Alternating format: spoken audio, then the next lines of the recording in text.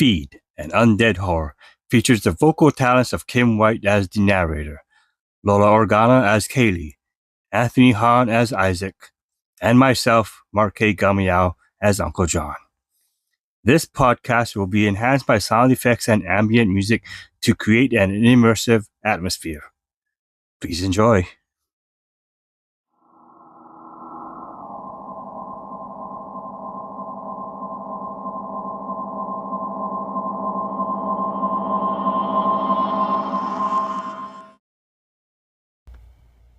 Chapter 6: The Storm.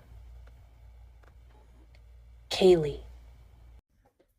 I don't know whether to find it cute or annoying watching Uncle John and Isaac try to one-up each other. Uncle John is being Uncle John, and Isaac is trying his hardest to impress both of us. Well, more me, I think, but he has to get past my uncle. I've met some pretty intimidating people, but they're not Uncle John scary. The only exception was that one guy on the freeway. Speaking of, I just realized something about those people things that attacked us. Subtle differences, but it was clear there were two types. While both were rapacious at rending and consuming human flesh, the half-deads, as Uncle John and I have been calling them, looked like a regular human. They were clumsy as fuck, as we saw in the skate park. The unhumans had pale flesh, elongated arms, and sharp claws. Strong, fast, and agile. Maybe they were a mutation? One thing was certain. If you got bit and weren't eaten, you would turn into one of them. Anyway, my uncle says that setting up a barricade now might draw the attention of those things. He suggests that we use the cover of the intermittent thunder and rain to muffle the noise. Sounds logical. Most of the creatures we encountered reacted to sound and smell.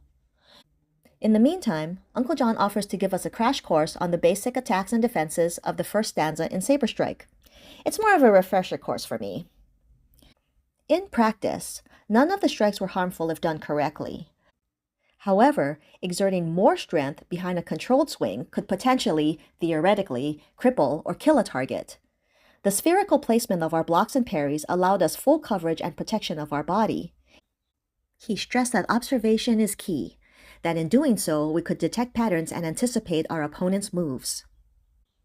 Uncle John, brandishing a 3-foot dowel in each hand, attacked us one-on-one, utilizing the fourth stanza's unpredictability to mimic the creature's movements. I managed to score 5 hits, a personal record. Poor Isaac died several times. To make things more challenging, we had 2-on-1 matches, rotating the 2-person teams between us 3. This time, I landed 2 strikes and only died once. Surprisingly, Isaac finally got 1 hit on Uncle John. None were against me, though, and I suspect my uncle deflected more than half of his strikes that came my way, even when they were on the same team. Of course, Uncle John casually waved it off when Isaac called it bullshit favoritism because I'm his daughter. He still doesn't know I'm actually his niece. But he's not wrong, though. I am Uncle John's favorite. He said so all the way back in Chapter 1, remember? But Isaac has a point. There's no room for growth and improvement if I can't learn from my mistakes. Uncle John can't protect me forever. John. Perhaps I went too hard on the boy, but it's a matter of survival here. Kaylee at least can hold her own if it comes to a fight against these creatures. Without an actual firearm, this is the best we got. Wooden swords, broken broomsticks, and hammers. Oh yes, the nail gun, which Isaac had claimed dibs since he found it. So, until this threat is dealt with, it is my job and responsibility to keep Kaylee safe. I can taste the rain in the air, so I call an end to our impromptu training session. We collect all the available shells from our house and the next unit over, then set to working on barricading our doors and windows. We time our hammer strike to the claps of thunder while keeping a wary eye out. Just so you know, it's better to nail a board from the outside. Makes it hard to kick in. Easier for us on the inside to break out if we need to escape. The eye of the storm is above us by the time we finish barricading ourselves in for the night. We move the mattresses and bedding into the living room. No sense in leaving any one of us isolated, regardless of privacy.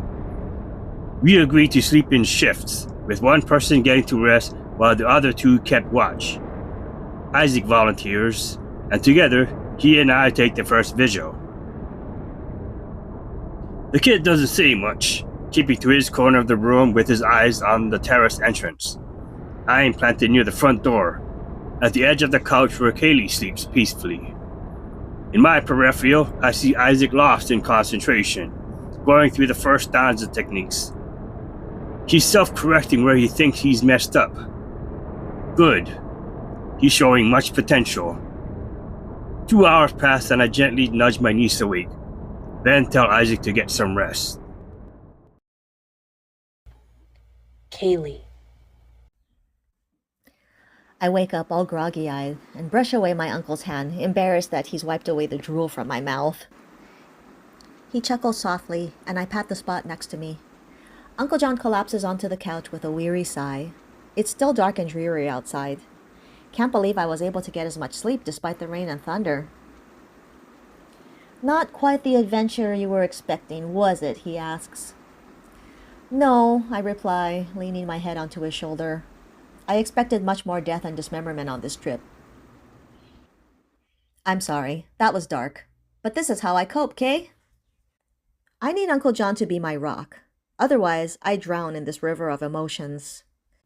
He nods in understanding and puts an arm around my shoulder, hugging me closer. We'll get through this, he tells me. You're my K-Bear, the most independent, strongest girl, chick woman I know. Yeah, I raised several eyebrows before I let him slide with that one.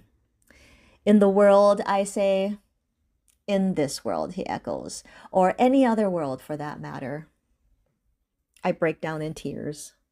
A big, goofy smile on my face.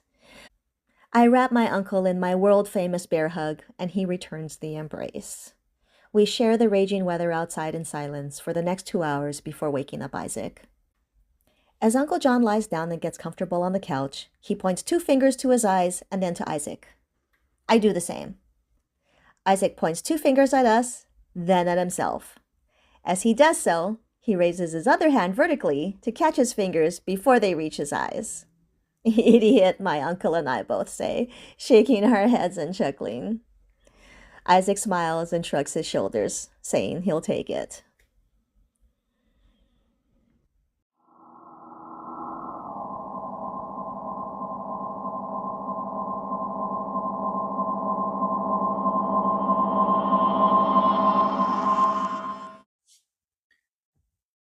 Thank you. You have been listening to Feed, an Undead Horror, featuring the vocal talents of Kim White as the narrator, Lola Organa as Kaylee, Anthony Hahn as Isaac, and myself, Marque Gamiao, as Uncle John. Please like and subscribe for updates on the latest episodes.